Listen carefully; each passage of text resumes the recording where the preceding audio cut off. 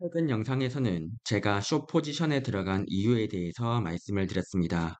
그리고 해당 종목 같은 경우에는 제가 2월 6일 날에 테슬라 인버스로 들어갔었고, 제가 이걸 들어간 이유들은 빅테크를 롱을 쳤는데 단기적으로 하락 위험이 있기 때문에 해지 차원으로 2월 12일까지 지금 테슬라 인버스 같은 경우에는 들고 갈 예정입니다. 그러나 해당 종목들의 비중이 저에게 그렇게 큰 게 아닙니다.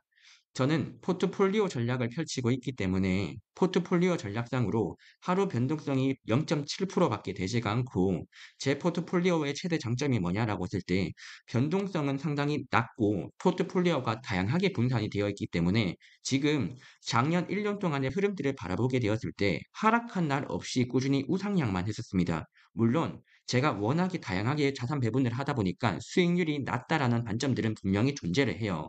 그렇기 때문에 제가 뭐 수익률이 좋다라고 하면서 여러분들이 자랑을 하면서 포트폴리오를 해라 이렇게 주장을 할 수가 없는 이유가, 여러분들 입장에서는 1년 동안 수익률들이 1000% 이렇게 나오는 것들을 원하는데 제가 바라보는 입장에서는 1년 동안 수익률들이 20% 이상 나오기도 어렵습니다. 그렇기 때문에 저의 성향상으로는 그냥 저는 이런 식으로 포트폴리오들을 유지를 하고 변동성이 낮게 하면서 그냥 꾸준히 우상향하도록 하는 게 제 목적입니다. 하지만 이렇게 하게 될 경우에는 구독자가 늘어나지 않기 때문에 제가 지금부터 해야 되는 건 무엇이냐면, 지금 가지고 있는 포트폴리오들의 비중들을 과연 조절을 할 것인지, 그리고 주식을 보유하고 있다면 이거를 언제 팔고 언제 살 것인지, 요런 것들도 계속해서 고민을 해야 된다는 것이죠. 이런 점에서 제가 최근에 신경을 쓰고 있는 이슈가 있는데 바로 트럼프의 협상 7단계입니다. 트럼프 협상에 따라 가지고 제가 보유하고 있는 자산들의 비중들을 조금 다르게 할 필요가 있기 때문에 오늘은 트럼프 협상 7단계에 대해서 알아보면서 제가 보유하고 있는 자산들의 비중들을 어떻게 조절을 하는 게 좋을지에 대해서 여러분들에게 알려드릴 겁니다. 여러분들이 트레이딩을 한다라고 한다면 주식의 매수 타이밍들을 잡을 수 있는 좋은 인사이트이기 때문에 오늘 내용들 여러분들이 집중을 하신다면 큰 도움이 되지 않을까 생각을 합니다. 바로 트럼프 정책 7단계에 대해서 여러분들에게 알려드리면서 언제 주식의 매수 타이밍이 나오는지에 대해서 말씀드려 보겠습니다. 트럼프의 협상을 진행을 하기 위해서는 총 7가지의 단계가 있는데, 첫 번째 단계는 뭐냐면 비현실적인 목표를 설정을 한다는 겁니다. 예를 들어서 처음부터 너무 터무니없는 요구를 던지는 거죠. 그러면 상대방이 거부를 한다고 했을 때 나중에 내가 조금만 양보를 하더라도 야, 우리 이렇게나 양보 많이 했는데 이제는 우리의 요구 좀 들어달라 이렇게 말을 할 수가 있다는 거예요. 자, 근데 당연히 1단계 이것만 제시를 하면 아무도 트럼프랑 협상을 하려고 하지 않죠. 그래서 트럼프는 2단계를 진행을 하는데 바로 위협적인 발언과 압박을 한다는 것입니다. 예를 들어서 1단계에서 비현실적인 목표를 설정을 하고 나서 우리랑 협상 안 하잖아. 그러면 너희들 큰일 날 거야 라고 하면서 협상을 해달라라고 압박을 하는 것이죠. 그러면 이 과정에서 다른 나라 국가들에서는 어떻게 말을 하냐면 야, 너희들 1단계부터 비현실적으로 했잖아. 그런데 우리한테 지금 위협한다고 해서 우리가 협상할 것 같아? 안 해줘라고 하는 거죠. 자, 그러면 이 타이밍 때 트럼프 입장에서는 협상해달라라고 진짜로 압박을 강하게 내세우게 되는데, 이게 바로 뭐냐면 실제로 보여주기식으로 압박을 크게 한다는 겁니다. 예를 들어서 우리 말만 이렇게 하는 게 아니라 진짜 행동으로 나오면서 너희들 큰일 나게 만들어 버릴 거니까 너희들 이제는 협상하자 이렇게 강력하게 나온다는 것이죠. 지금 1단계, 2단계, 3단계를 여러분들이 이해를 할 필요가 있는데 1단계에서는 어떻게 썼죠? 비현실적인 목표를 설정을 합니다. 근데 이렇게 비현실적이다 보니까 아무도 협상을 안 해요. 그래서 협박을 하는 거죠. 야, 너희들 우리랑 협상 안 하면 큰일 나게 만들 거야 라고 하면서 압박을 합니다. 그럼에도 불구하고 사람들이 협상을 안 하자 이제는 진짜로 한 방 먹이는 거죠.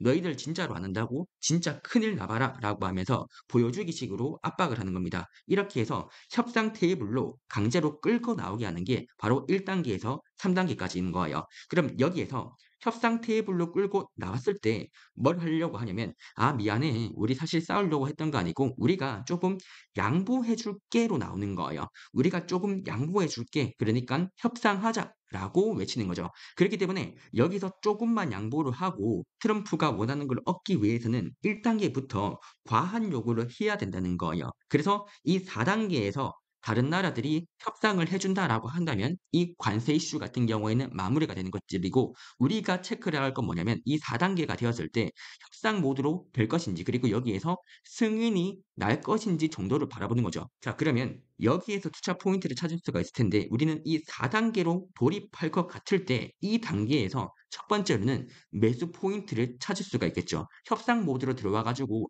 나머지들이 협상을 한다라고 한다면 이 포인트에서 무역 갈등이라고 하는 부분들이 해소가 되기 때문에 다단계 포인트에서 우리가 매수를 할 수 있는 전략들이 생긴다는 겁니다.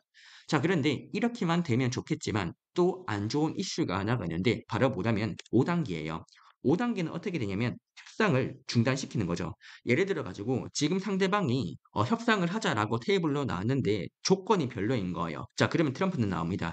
야, 그 정도 조건 가지고 우리랑 협상을 하려고 해? 우리 협상 안에 우리 진짜로 위협하겠다라고 협박을 하는 거예요. 그러면 이렇게 협박을 할 때 결국에 미국 증시 같은 경우에는 여기에서 또 크게 흔들릴 수 있어요. 즉 이번에 5단계가 되었을 때 야, 이 정도 조건 가지고 우리 협상 못 하겠어. 위협합니다라고 할 때 이 타이밍 때 한 번 더 급락이 될 수가 있다는 거죠. 그래서 이 시나리오까지 고려를 하고 나면 5단계 시나리오가 지나고 나면 그다음은 뭐냐면 협상밖에 안 남게 되는 거예요. 우리 이렇게 너희들 협상 안 하면 위협을 할 건데 위협받기 싫지. 그러니까 너희들 조금만 더 양보해 가지고 우리 조건들을 맞춰 가지고 재협상해 줘라고 나오는 거죠. 그리고 여기에서 재협상이 되고 나면 이제 대대적으로 홍보를 하는 겁니다. 이거는 역사적인 일이고 트럼프는 대단하다. 이런 것들을 대대적으로 홍보를 하면서 이 트럼프의 협상 정책들이 끝난다라고 체크를 할 수가 있는 거예요. 자, 그렇다면 우리가 매매를 할 수 있는 포인트들은 어느 정도 체크를 할 수가 있습니다. 첫 번째로는 하락하는 시기들이 언제인지를 여러분들이 체크를 해 보는 거예요. 트럼프의 정책이 총 7단계가 있다라고 했을 때 하락하는 시기들이 언제냐면요. 1단계에서 3단계 부분들에서 여기에서 주식시장이 하락을 합니다. 그리고 이 4단계가 되었을 때 다시 한 번 더 반등을 하게 되는 것이죠. 그런데 하락하는 시기가 또 한 번 더 이 5단계로 넘어오게 되면 쉽게 말해서 4단계에서 이게 실패했을 때 어떻게 되냐면 다시 한 번 더 하락을 하게 되고 그다음이 재협상이 되면서 여기서부터가 본격적으로 상승하게 되면서 이 7단계가 되었을 때는 이때부터는 이미 주가가 오른 상태가 되는 것이죠. 그렇다면 우리가 지금으로부터 매매를 해야 되는 타이밍들이 언제나 4단계 구간과 6단계 구간쯤에서 우리는 매매를 해야 된다는 거예요. 자, 그러면 오는 날의 시기들은 어디 정도까지 왔느냐라고 물어보는 거죠. 오는 날의 시기 같은 경우에는 지금 위협적인 발언과 압박들 했죠. 그리고 실제로 한 방 보여주는 거 누구한테 했었죠? 이미 중국한테 관세 때려버렸죠. 그리고 나서 지금 이 협상 모드로 들어가려고 한다는 부분들이 어디 있냐면 지금 이번에 멕시코랑 캐나다한테 이거 관세를 부여하겠다라고 했더니 이거 1개월 미뤄줄게 이렇게 나왔잖아요. 이 1개월 미뤄준다는 게 어떤 의미죠?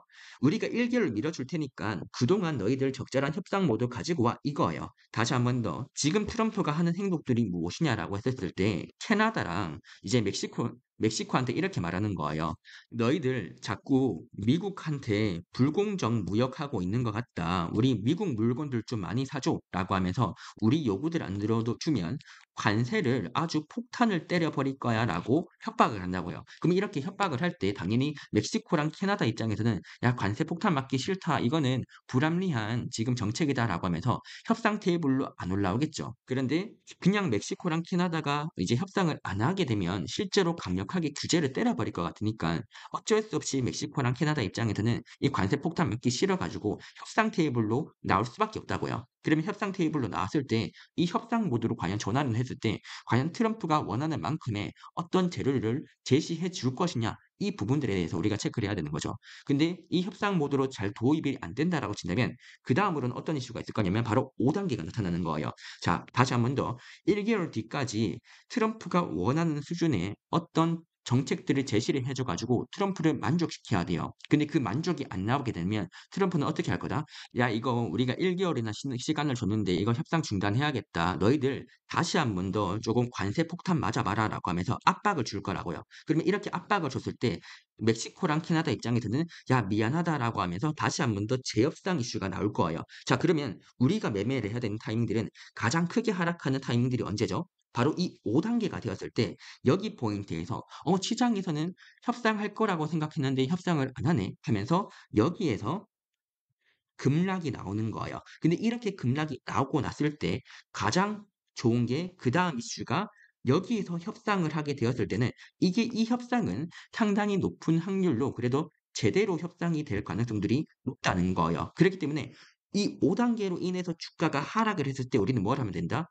매수를 하는 거죠. 따라서 이번에 여러분들이 트럼프 관세 이슈를 걱정을 하고 있잖아요. 그러면 5 단계가 되어 가지고 주식 시장이 크게 하락을 할 때 여러분들이 매매하는 전략들을 할 수가 있고, 아니면 최근처럼 이 협상 모드로 전환을 했을 때 협상이 정말로 될 것 같다라고 한다면 이 4 단계에서도 매수 포인트를 잡을 수가 있다는 거예요. 4 단계와 5 단계 구간들에서 우리가 분할 매수 전략들을 어느 정도 취하게 된다면 여기에서 우리가 꽤 트레이딩들을 합리적으로 할 수가 있다는 겁니다. 이런 점들을 하에서 여러분들이 해지 전략까지도 동시에 가지고 가면 상당히 높은 확률로 안정적으로 수익을 낼 수가 있고, 제가 매매를 하는 전략들이 이런 4 단계와 6 단계 포인트에서 매매를 하고 제가 보기에 이 4 단계에서 5 단계로 넘어갈 것 같다. 그러면 이때는 해지 전략을 쓰는 거예요. 이런 게 제가 하는 매매 전략이고, 이걸 하려면 포트폴리오를 설정을 해야 되고 시황들을 잘 읽어야 되기 때문에 원래는 난이도가 높아 가지고 이 정도까지는 설명을 드리지 않으나 여러분들이 충분히 잘 따라오고 잘하시는 분들도 많기 때문에 여기까지 한번 설명을 드렸던 포인트인 겁니다. 자, 그러면 지금 제가 바라보는 관점에서 과연 트럼프가 이 5 단계, 6 단계로 넘어갈 수 있는지 이걸 한번 체크를 해 봐야 돼요.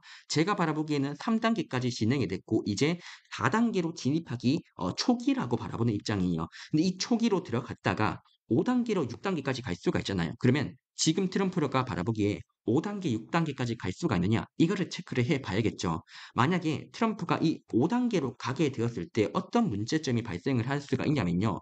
협상 중단하겠다. 그리고 관세 세게 부여하겠다라고 하면 인플레이션이 발생할 수가 있겠죠. 즉 인플레이션이라고 하는 부작용이 발생을 할 수가 있다는 거예요. 그렇기 때문에 트럼프가 5 단계, 6 단계까지 가려면 트럼프는 부작용 중에 하나로 이 관세 이슈가 인플레이션과 성장 둔화를 만들어내거든요. 그렇기 때문에 정책적으로 조금 압박을 크게 가하기 위해서는 인플레이션을 안정화시켜야 될 모멘텀들이 필요한 거예요. 그리고 이 성장 둔화도 나타나기 때문에 이걸 막기 위해서는 규제를 완화하는데, 여기에서의 규제 완화는 어떤 거냐면 채권을 많이 매수할 수 있게끔 하는 규제 완화예요. 이게 내용이 좀 어려워 가지고 좀 말씀드리기가 어려운데, 지금 핵심 포인트는 뭐냐면 인플레이션과 성장 둔화를 커버를 해야 돼요. 그러면 이때는 인플레이션 안정화를 위해서는 뭘 할 거냐면 유가를 하락시키는 정책을 펼치는 거예요. 이거 하는 이유는 뭐냐면 유가가 기대 인플레이션의 영향들을 많이 주기 때문에 이 기대 인플레이션을 낮추기 위해서 유가 하락을 시키는 것이고,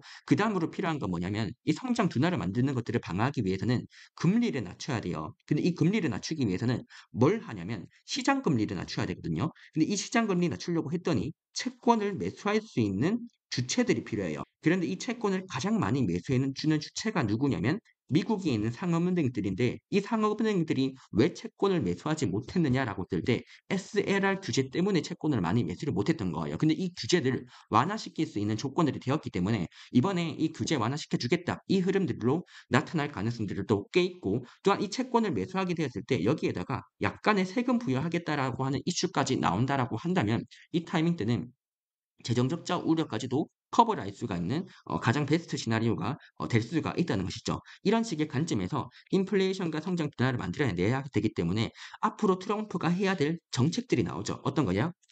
1 순위는 유가를 하락시켜서 기대 인플레이션을 잡는 거예요. 그리고 이게 충분히 잡혔다라고 했을 때는 그다음으로 갈 게 금리를 낮추는 정책인 거죠. 그러면 먼저 제가 포트폴리오를 구성을 한다라고 한다면 단기적으로 트럼프의 정책 자체는 유가를 하락시키려고 하겠구나. 그러면 유가가 하락할 때 수혜 보는 자산들이 단기적으로는 조금 더 올라가겠네. 그러면 제 포트상에서 유가가 하락할 때 비교적 올라가는 종목들이 뭘까? 또는 기대 인플레이션을 낮추려고 하니까 기대 인플레이션이 낮아지려면 어떤 종목들이 필요할까? 이걸 바라보는 것이고, 그다음으로는 금리가 낮아지려고 하는 정책들이 보이다 보니까 어찌 보면 장기 채권 금리가 낮아지려고 하나 보다. 그러면 장기 채권 금리가 높을 때 매매하는 전략들도 펼칠 수가 있겠죠.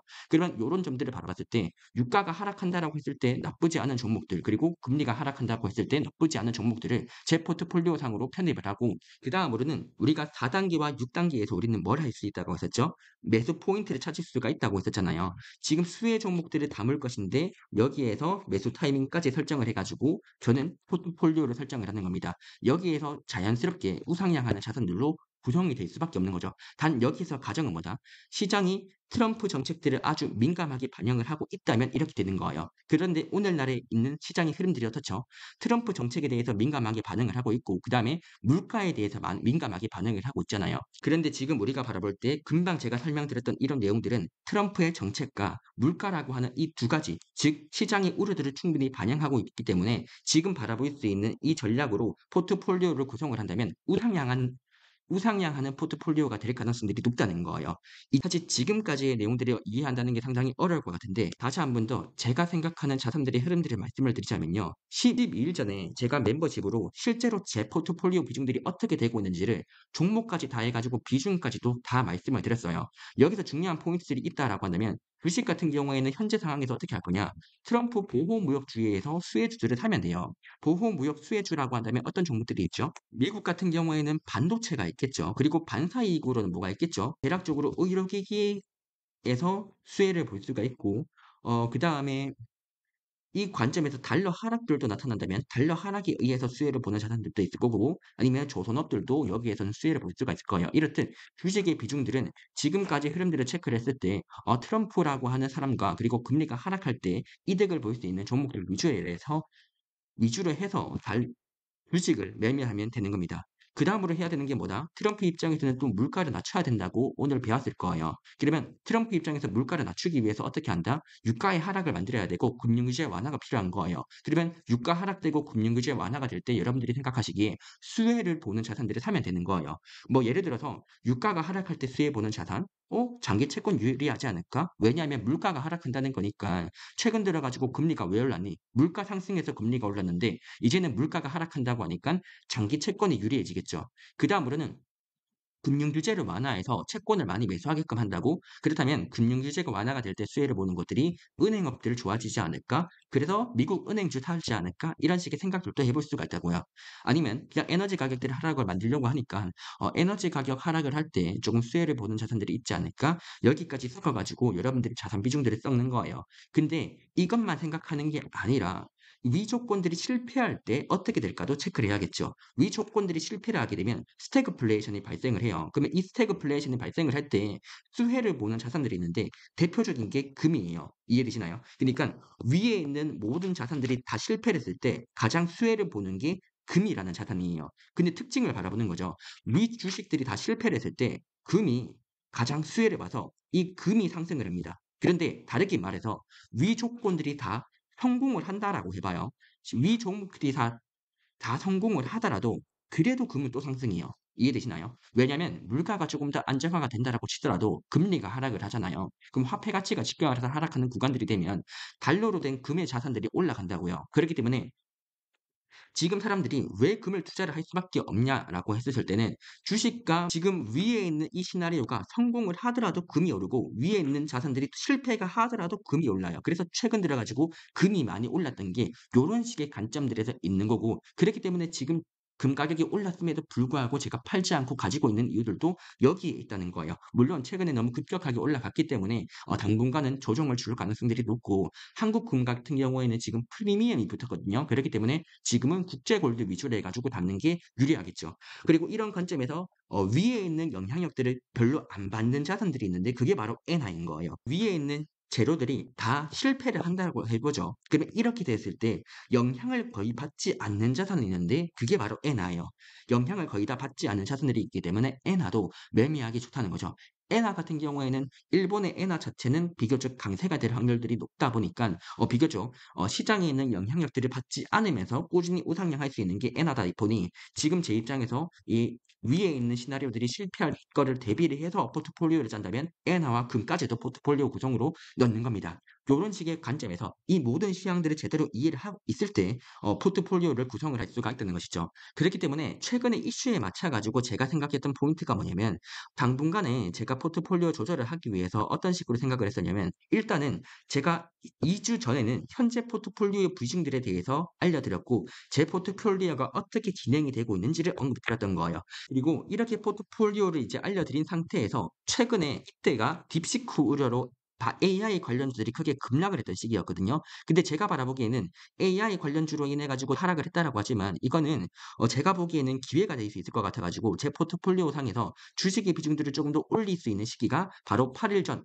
딥시크 우려로 인해서 급락을 했던 타이밍들이었던 거예요. 그렇기 때문에 지금 같이 주식시장이 하락을 했다면 저는 어떤 종목들을 매수할 수 있을 것 같습니다라고 하면서 매수 가능한 리스트들을 언급을 했었고 여기에 나왔던 이슈들 토대라고 해 가지고 제가 뭘 했다? 트레이딩을 들어갔다라고도 미리 말씀을 드렸던 것이고 이 관점에서 모든 종목들을 트레이딩하는 게 아니라 그래도 가치 평가가 되어야 되잖아요.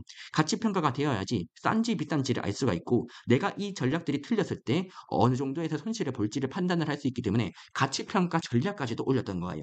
그다음에 최근 들어 가지고 제가 이슈가 되었던 것보다 조금 '리스크를 해지할 필요가 있겠네.'라고 해 가지고 해지를 할 수 있는 전략까지도 올렸던 게 지금까지 최근에 있었던 멤버십 영상에서의 큰 흐름들이었습니다. 요런 식의 흐름들을 이해를 하고 난 상태에서 최근에 올려드렸던 영상까지도 여러분들이 바라보신다면 지금 제가 생각하고 있는 포트폴리오들이 어떤 식으로 갈 건지들을 여러분들이 체크를 할 수가 있을 거예요. 따라서 이번 영상에서 여러분들이 인사이트로서 체크를 할 수 있는 포인트들은 7단계 정도가 있구나. 요 정도를 여러분들이 체크를 하셔 가지고 투자 인사이트로 사용을 하시면 비교적 도움이 되겠죠. 그런데 나는 여기에서 매크로까지 이용을 해 가지고 트레이딩을 하기 힘들다라고 한다면 지금과 같은 주요 이슈들을 이해를 한 상태에서 포트폴리오를 구성을 하시면 되는 거예요. 그런데 이렇게 포트폴리오를 구성을 할 때 나는 조금 더 공부를 깊게 하고 싶다라고 했을 때는 제가 생각하기에 정말로 도움이 되지만 조회수가 안 나오는 내용들이 있어요. 그러니까 제가 생각하기에는 정말로 이 정도의 공부들을 반드시 해야 된다고 생각하는데 이런 영상들을 시간을 투자해서 올렸을 때 조회수가 100회, 200회 이렇게밖에 안 나오기 때문에 이런 식의 영상들은 그냥 멤버십으로 올렸던 거고 조회수가 잘 나오는 지금과 같은 트레이딩과 관련된 내용들은 지금과 같이 공개용으로 올리는 겁니다. 그래서 여러분들이 입맛에 맞춰 가지고 매매를 하면 된다라고 말씀을 드리고 싶고 저는 이렇게 매매를 하였을 때 급락장이 오더라도 제 포트폴리오의 변동성은 최대 하락폭이 -2%예요. 작년 8월 5일 날 때 코스피 지수가 10%가 하락했을 때 제 계좌에서의 손실은 -2% 수준이었었고 이번에 딥시코리로 인해 가지고 나스닥이 5%가 하락할 때도 이때 제 계좌의 손실은 -1.5% 수준이었습니다. 그렇기 때문에 저는 자산 분배 자체를 매우 다양하게 이런 점들을 여러분들이 체크를 해 가지고 매매를 하시면 어떨까 싶습니다. 이상으로 오늘 영상 여기서 마치도록 하겠습니다.